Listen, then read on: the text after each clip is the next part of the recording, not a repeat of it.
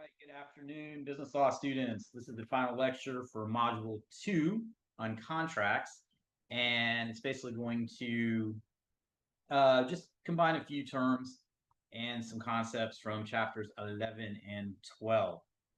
Um, so be proud of yourself. I think we've gotten a solid coverage of some topics for contracts, which again is essentially is really a cornerstone of business and commercial landscape. No matter how simple or complex the business entity is, whether it's a one person, um, shop selling whatever to a multinational conglomerate with lots of different components, contracts make that up. And in addition, government, nonprofit organizations as well deal with contracts.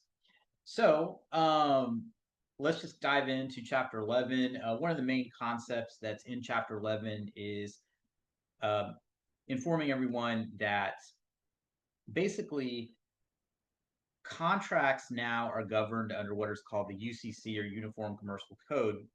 And the UCC was designed to um, really establish a uniform set of contract laws and provisions governing transactions between merchants and sellers. It was designed to enhance consistency and conformity, um, amongst states. So UCC has a number of different articles in it. For example, Article 2 governs sales contracts or contracts for the sale of goods. Um, it does not deal with real estate or anything with commercial paper like stocks and bonds. And then it goes into defining what is a sale. And Article 2A deals with leases, which we're not going to really cover.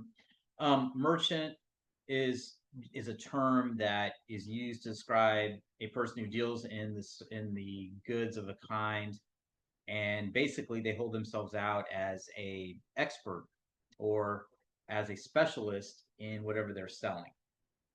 All right. So again, when you look at chapter 11, what it does is it examines a lot of the concepts we've already looked at in the other lectures as to how it is handled on the UCC. Not really going to dive into that, and I'll tell you why. Um, UCC, it there's a lot of consistencies with what we covered, but I don't want y'all to get this is not the course to really just dive in and look at all the variances of the Uniform Commercial Code. Um, One interesting little nugget, if you will, is when you're studying for the bar exam to become a lawyer, or even if you decide to just take the course as part of your contracts in law school, if that's what you're going to be gravitating towards, there's actually an entire course called Sale of Goods, as the name of our course was, and it looked at the UCC in a lot of detail. I just wanted y'all to know that all the concepts that we've covered so far have a place in the UCC, and there's a lot of consistency. There's some differences, maybe that the UCC was trying to correct in the history of contract law. And, again, we're not going to get into that. I just wanted y'all to be aware of what this is. One term I definitely want y'all to know is what's called parole evidence, PAROL space evidence. Again, parole evidence is a concept that goes back a long way in contract legal history. And it basically is looking at evidence outside the contract, whether it's prior agreements, oral agreements, prior negotiations. And really, what it is, it's designed to help give context and clarity if there's confusion about what a contract is supposed to be doing or how it's supposed to operate. One thing, just keep in mind that if there if a court's trying to determine the original intent under the UCC, they're not going to allow um, parole evidence that's inconsistent with terms of the contract. But if there is information of the kind that I just referred to that is consistent and may help in giving some context and guidance, then parole evidence might be useful. So I just want y'all to sort of be aware of that. All right. So again, chapter 11 just kind of gives some examples, some different concepts under the UCC. And, as I stated, if you happen to kind of look through all this, you could easily spend an entire year looking at, different types of contracts, different types of transactions, and how the UCC would handle issues that arise in that. But those are just some of the basic terms I wanted to give you from chapter 11. Chapter 12 is kind of looking at performance and breach of sales and lease contracts in terms of how the UCC handles it. So again, I'm not going to get into too much of this. There was, let's see.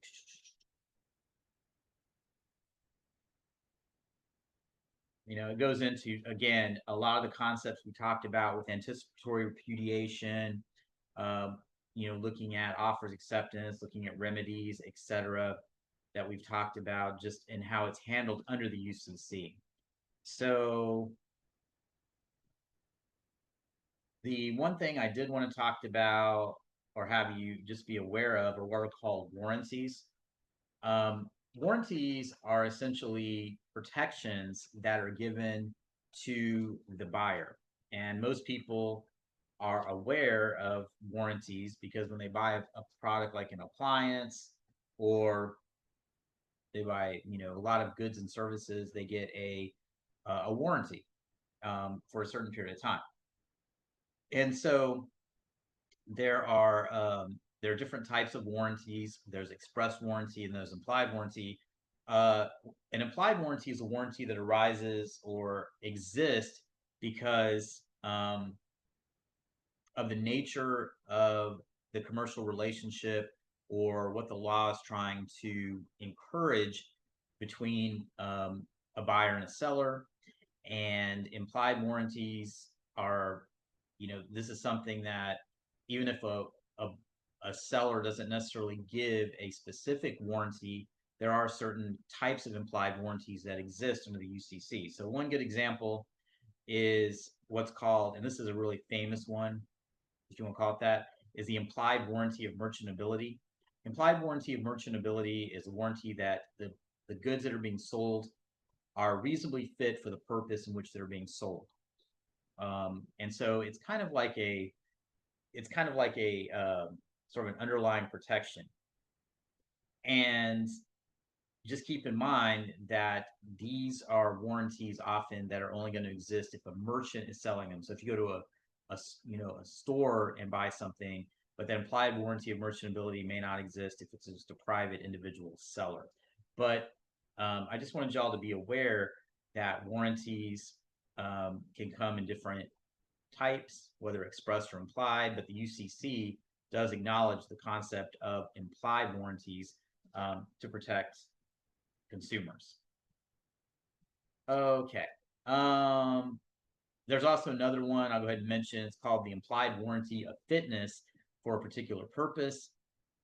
And this is just another one that deals with how goods and services are expected to be used.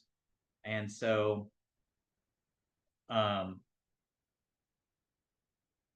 these are sort of a protection that for example, if a buyer uses it in a way that's not is outside the scope of what it's designed to be used for, then the warranty may not apply. I'm just trying to think of a good example just off the top. Like if you bought a car and then tried to use it as a battering ram to knock down walls or, do work of that nature, that's not fitness for a particular purpose. And I don't know, made me think of that. I think I saw somebody doing some work on a fence across the street. So anyway, that's just I just wanted y'all to sort of talk about that and just let you know that warranties are definitely out there, and the UCC has provisions that govern those types of warranties. Okay. And your book kind of goes in and talks about what happens if companies try to disclaim warranties, and it kind of depends on what they're trying to disclaim and how that's potentially going to be viewed as impacting consumers. So anyway, that's pretty much all I wanted to. This was pretty short. I just wanted you to know some of the basic terms and concepts from chapter 11 and 12. And again, if we were actually taking a year-long course and looking at sale of goods and leases, then we'd be looking at we would be looking at UCC in a lot more detail. But just again, the takeaway from it is that contract law has been around for a long time and is the pieces of what makes a contract and what are some of the important concepts I think we've hit upon. And then, especially with breaching contracts or fulfilling of contracts or discharging of contracts. And then what 11 and 12 kind of do, chapters 11 and 12, is say that the UCC is essentially this adopting of consistent provisions from state to state so that you're not having all of these issues about offer and acceptance, everything. It's going to go, a lot of these transactions are going to go under the UCC that make for more consistency in both law and policy. All right. So with that being said, that's going to wrap up Module 2. I'm going to get this lecture posted and then get your Module 2 exam out. And as always, if you have any questions, let me know. But I think this was a good coverage of everything I wanted to get through. All right. Talk to y'all soon. Bye-bye.